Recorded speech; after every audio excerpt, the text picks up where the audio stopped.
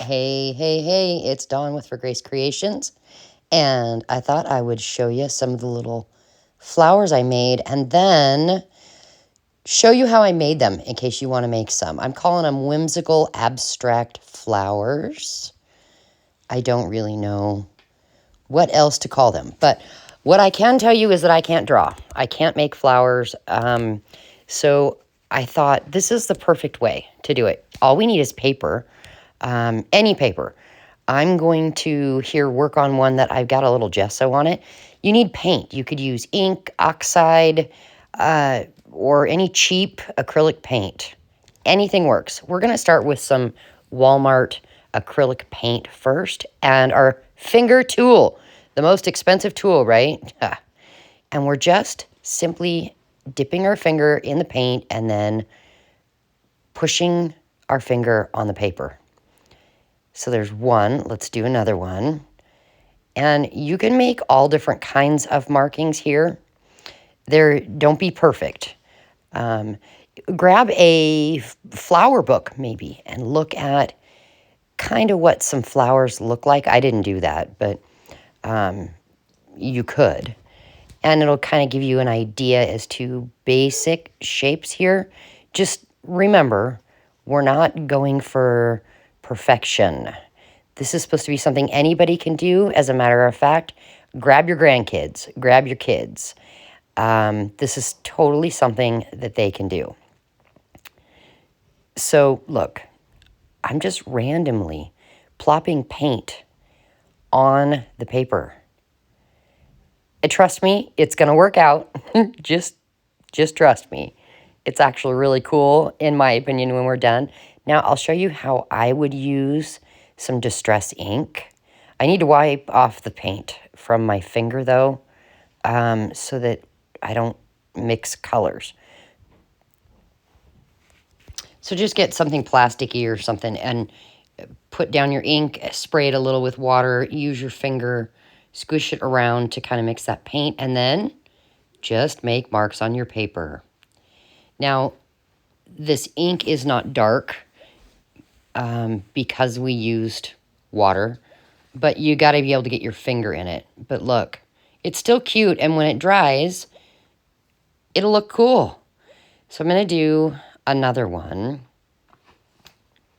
I'm not really sure that I like this color, but I may as well use what I've got. And as a matter of fact, for cleanup, I think what I'll do is just grab a stray scrap and get this ink on it to clean up, but not waste the ink, because I can use this for collage fodder or something.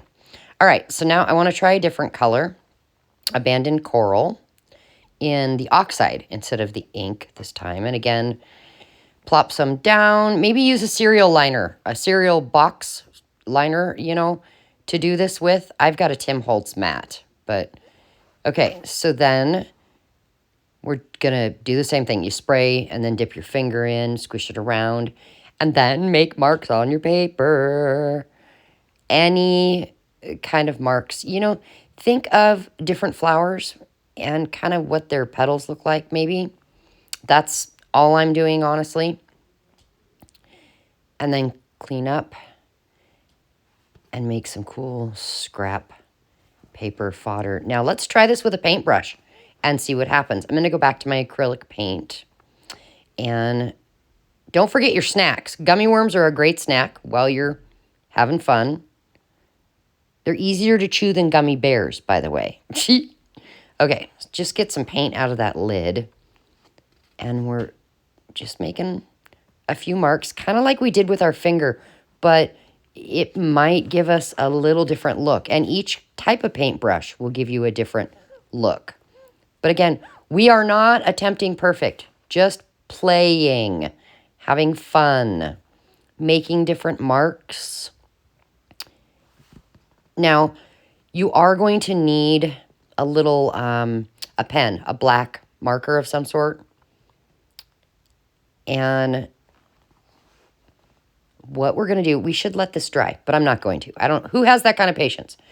Take that pen, just draw a line as a stem. You don't have to have a stem. You don't have to have a leaf, but a little bit thicker than, just one real skinny line. And any pen works. A Sharpie, a ballpoint pen, anything you've got works. Now, we're going to go, this is why it should be dry. We're going to go around it. Don't worry about leaving white space. It's fine. And I'm just making some itty bitty dots in the middle. See that? This is much easier when it's dry. But really, we're just going around the edges of the flowers on these ones. And I'm putting those little black marks in there just for fun. Why? I don't know. I just thought I'd try it. And I thought it looked cute, so I thought I'd do some more. Now, there's a few different ways to go about this. You can trace the outer edge like we're doing here. Or I'll show you here in a minute. You can go on the kind of on the inside as well. To make it look maybe like a tulip or something. Or like here, maybe a daisy. I don't know. I don't know what I'm doing. I'm just having fun. But, so that's another way. Or like this. See, making circles that connect. And then a little dot in the middle. And it's just, when you look at it, it's just whatever you want to do. And don't think too hard about it. Just, you can even go real quick. Don't second guess this. Now, oh gosh, I need to grab the paint again and put in here these two little white spots. So I'm just going to grab my paintbrush and just plop a little bit of paint in there. There we go.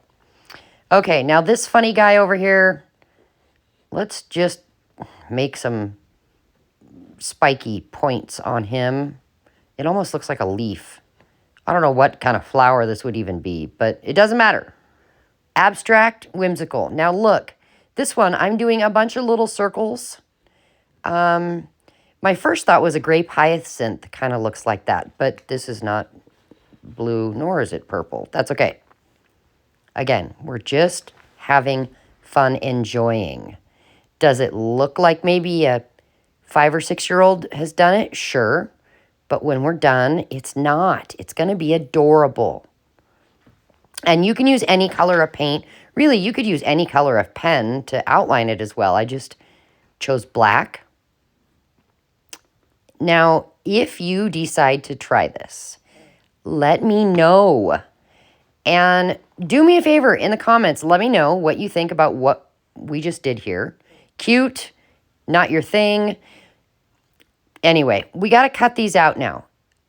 Fussy cutting, looking at this, thinking fussy cutting, you're going, oh, no, not me. At least that's what I thought at first. Leave a white border. It makes it so much easier when you fussy cut, and that gives it that kind of whimsical look.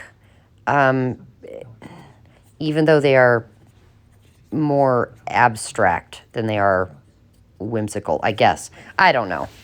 Anyway, it's just easier, see, if you leave that white border. Now, you could later go and ink around the edges if you wanted to, but you don't have to. It might be kind of cool to even ink it in brown, purple, pinks, anything would work. But yeah, let me know if you're going to try this. And if you try it, take some pictures. Facebook, Instagram, whatever you're on, tag me at For Grace Creations because I want to see your whimsical abstract flowers. Now, for me, I'm doing this because the Scrappy 8 Challenge, our prompt for the month of April came out. Lisa did it, and it is abstract florals and botanicals. So I thought I'd try this first before I grab my journal that I'm working in for the Scrappy 8 Challenge. And if you haven't heard of that, it is just something fun that 8 of us are doing once a month. A different person comes out with the prompt. My prompt is in August. So here are some that I've already done in purple. And I want to finish this because it made me think of lavender. Now, Raise your hand in the comments to let me know if you like lavender. The smell of it dried, the smell of them on plants. They're beautiful. As a matter of fact, I'm not gonna lie. I really, really, really want a tattoo with lavender. I've wanted it for a long time. I just haven't decided the exacts. And I can think of all kinds of craft supplies that I could spend my money on instead of getting a tattoo.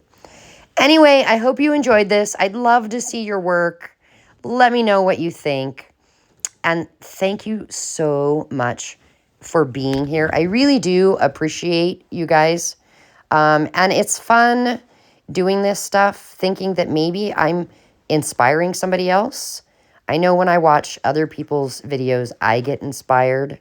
Sometimes I have no idea what to do. I'm kind of feeling blah, and just taking a few minutes to watch somebody's video gives me some inspiration. So I hope this did that for you.